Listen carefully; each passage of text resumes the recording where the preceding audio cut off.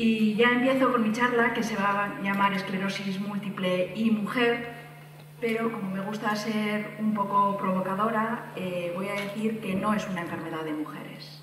Es una enfermedad que afecta a mujeres, a varones, a madres, a padres, a familias enteras. Es una enfermedad que puede ser potencialmente incapacitante, lo sabemos desde el principio, pero también tenemos que decir que está cambiando y cada vez el pronóstico de esta enfermedad es mejor. Es una enfermedad crónica que desde la que nos diagnostican vamos a vivir con ella toda una vida. Entonces tenemos que adaptarnos a los acontecimientos. Se está investigando muchísimo, el pronóstico de los pacientes hoy en día no tiene nada que ver con el pronóstico que tenían hace 30 años, cuando no había ningún fármaco que pudiera frenar la enfermedad, y aunque todo es poco, las cosas están cambiando una barbaridad. En principio, es una enfermedad potencialmente discapacitante, pero no en todos los casos. Quiero decir con esto que al principio se genera una incertidumbre y los médicos somos unos gestores de incertidumbres. Quizás lo primero cuando les diagnosticamos a los pacientes de esta enfermedad es que no podemos decirles cómo van a estar a los 20, a los 40 años. Tampoco sabemos nosotros cómo estaremos, pero no existe ningún marcador en sangre ni ningún marcador clínico que nos vaya a decir si los pacientes van a evolucionar a formas progresivas o con los tratamientos van a responder bien a los tratamientos o si van a ser ese 13% de formas benignas que tendrán una vida relativamente estable y activa. Como hemos comentado, el título hace referencia a esclerosis múltiple y mujer. No voy a caer en los tópicos, pero quiero decir que esto me va a ayudar a analizar algunos aspectos de los últimos cambios que ha habido en los últimos 20 años que ha habido en la esclerosis múltiple. Ha habido cambios epidemiológicos, sabemos que está aumentando la incidencia y también la prevalencia. Puedo ir adelantando, además, en un sector de la población que son las mujeres. Sabemos que estamos estudiando mucho los factores de riesgo, los factores ambientales, que son en una parte importante los que tienen un interés especial en la investigación, y por supuesto, claro que tengo que hablar de situaciones especiales como el embarazo, el parto, el puerperio, la maternidad, etcétera, etcétera. Pero por supuesto, sin olvidarme de ese 32% de los pacientes que son varones, que también el tratamiento es muy complejo. Y por último, y ya dando paso a la tarde, hablaré un poco de investigación. Pues bien, la epidemiología está cambiando. Es una enfermedad con una epidemiología muy curiosa, muy singular. Siempre nos gusta contar que hay un gradiente norte-sur, que es más frecuente en los países nórdicos, en los países escandinavos, y a medida que nos vamos acercando al Ecuador, la prevalencia de la esclerosis múltiple va bajando. Esto lo decíamos hace años y nos gustaba mucho contarlo, pero esto también está cambiando y hemos visto que en los últimos 30 años este gradiente norte-sur que se veía se está atenuando y está aumentando la prevalencia de esta enfermedad en latitudes más bajas. Entonces, esta situación no es real del todo. Comparando con 1980 al 2013, hemos visto que la prevalencia de la esclerosis múltiple está aumentando, se debe a muchos factores, la supervivencia es mayor, los pacientes viven mejor, más años, con más calidad de vida, de eso estábamos hablando antes, los pacientes que están en la residencia han mejorado muchísimo la calidad de vida y esto les ha dado años de vida. Y luego, por otra parte, también hemos visto que hay más casos nuevos, mayor incidencia de esa esclerosis múltiple.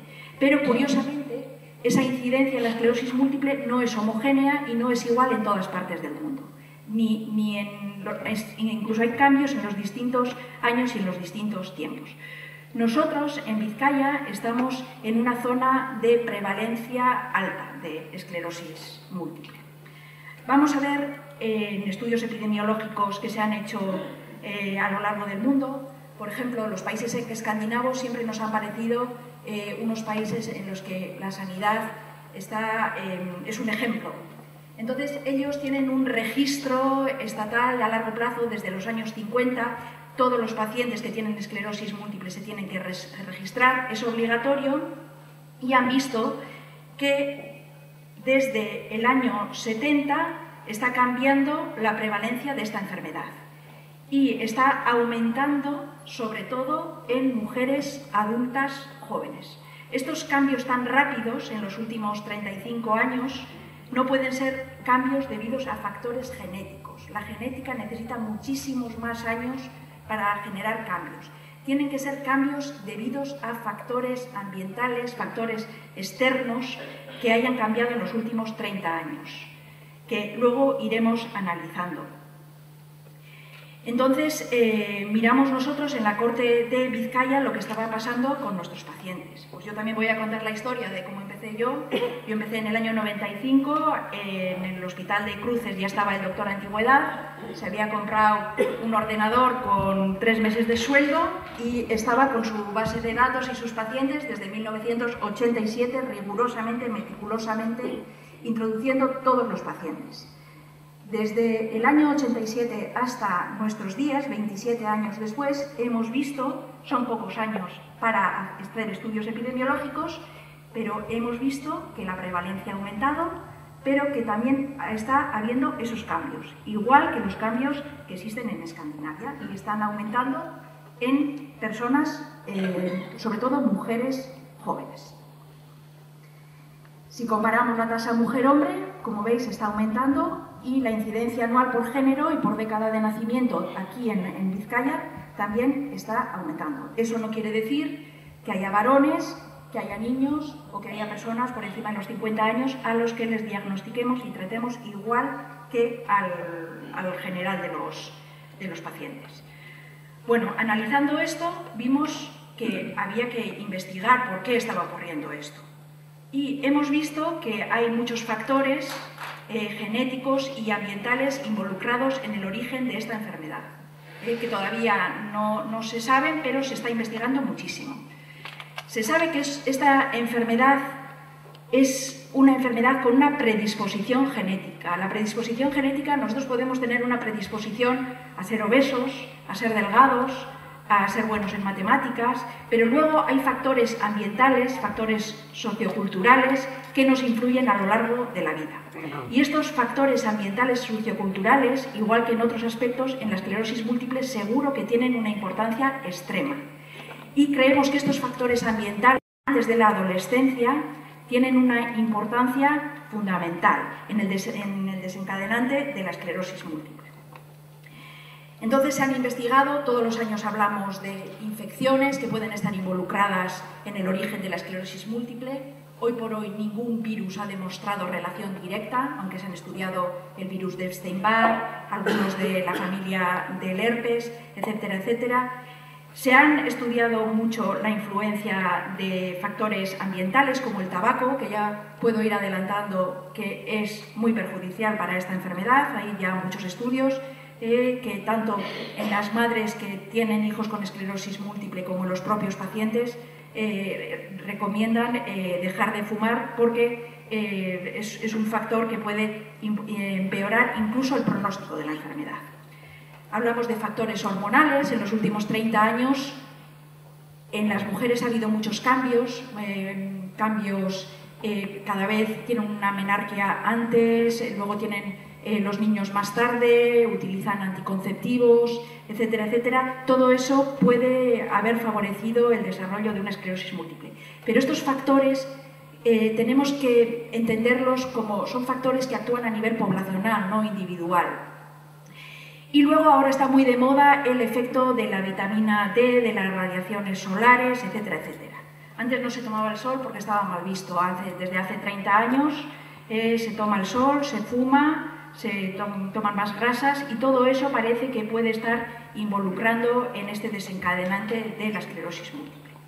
Existen muchos estudios sobre todos estos factores, pero una enfermedad tan compleja seguro que va a tener soluciones muy complejas. No va a ser uno de estos factores, sino que una sinergia, un conjunto de pequeñas cosas asociadas a una predisposición genética, todo ello como un puzzle es lo que puede alterar el sistema inmunológico y provocarnos una enfermedad autoinmune como la esclerosis múltiple.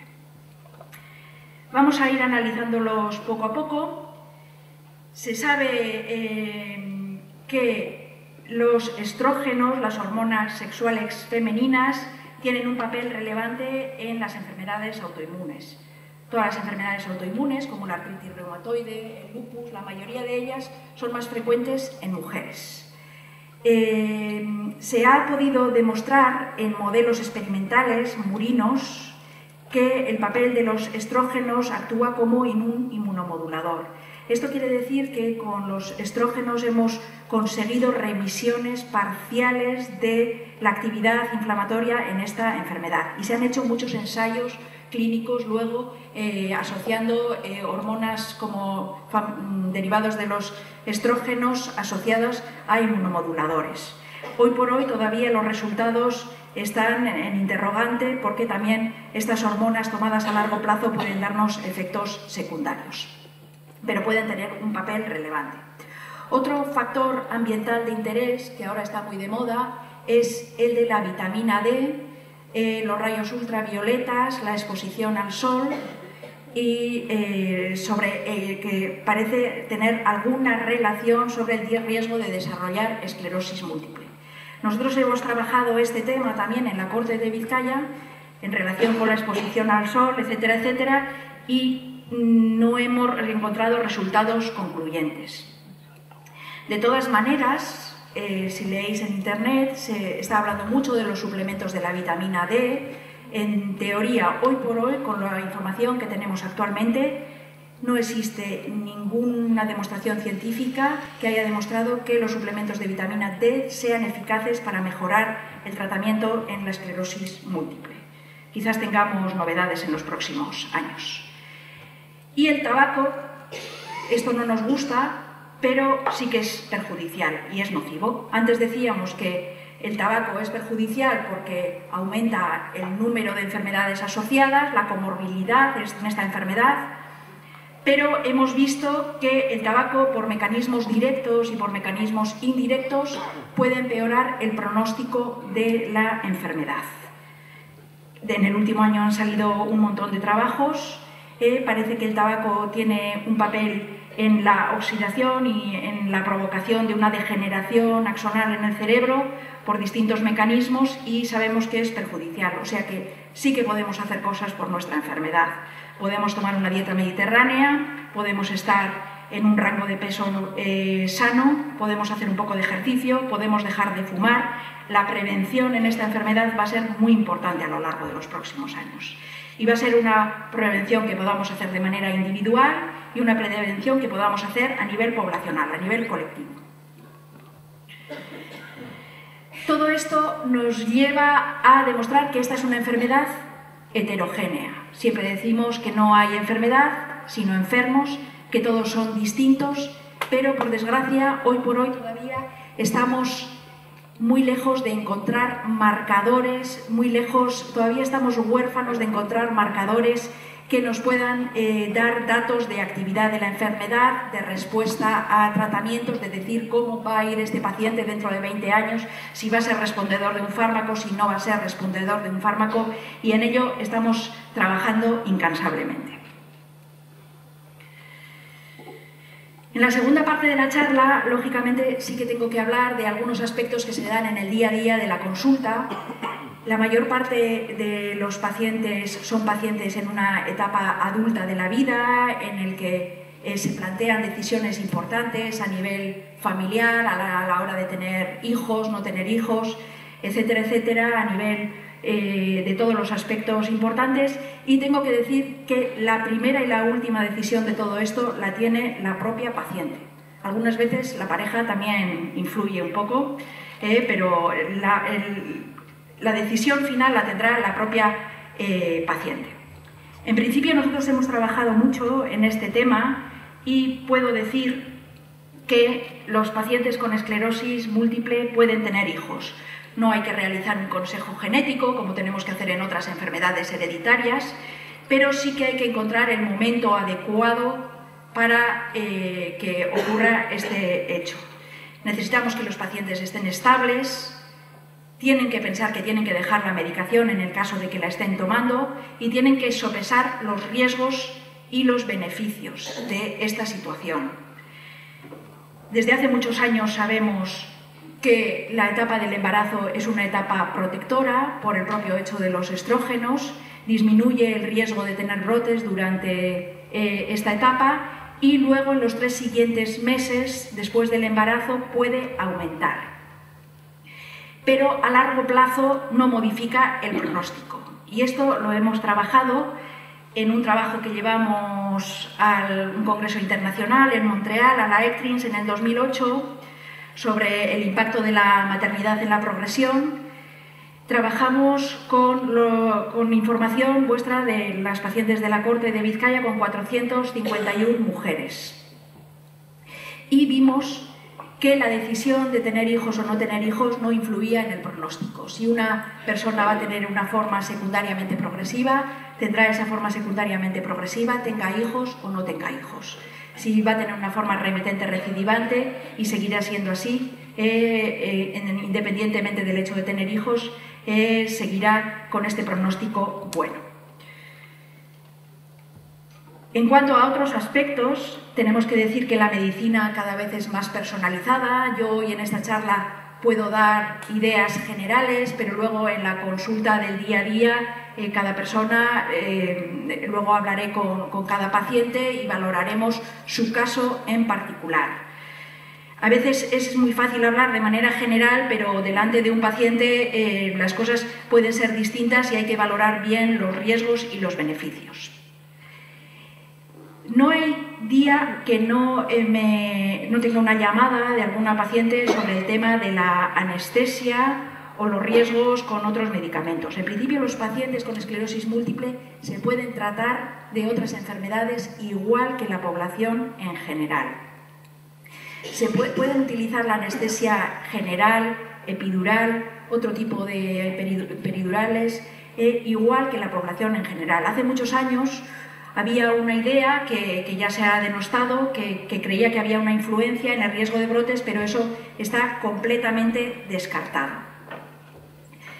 De hecho, hemos trabajado mucho en el último año en la nueva guía de la esclerosis múltiple y hay un capítulo para todo el mundo que esté interesado dirigido sobre todo a valorar situaciones especiales como el hecho de la anestesia, el hecho de las vacunaciones. Los pacientes pueden vacunarse igual que la población en general, salvo que estén en brote, etcétera, etcétera. La lactancia, lo mismo. Si los pacientes no están tratadas con ningún medicamento, pueden dar lactancia materna, sobre todo aquellas que estén muy estables. Si deciden empezar inmediatamente después del parto con la medicación o reanudar el tratamiento, pues lógicamente tendrán que dar lactancia artificial. Y la anticoncepción también debe ser igual que en la población en general. Estamos trabajando mucho sobre este tema. Se ha visto en un grupo pequeño de pacientes sometidas a fertilización in vitro que algunos medicamentos que se utilizan pueden dar brotes, pero necesitamos estudios con mayor número de pacientes para saber si tiene una relación directa o no. Como veis con todo esto, veis que tenemos mucho trabajo por hacer y que seguimos en ello. ¿Y hacia dónde vamos? Y con esto acabo para no pisar la charla de esta tarde donde nos hablarán los investigadores. Vamos a las alianzas estrechas como la que tenemos aquí en Vizcaya. Toda la vida nos han enseñado a competir. Qué buenos son los de cruces no tiene ningún sentido competir cruces con Basurto o cruces con Madrid, no tiene ningún sentido. Tenemos que involucrarnos, tenemos que hacer trabajos cooperativos, a nivel europeo, como hacen en oncología.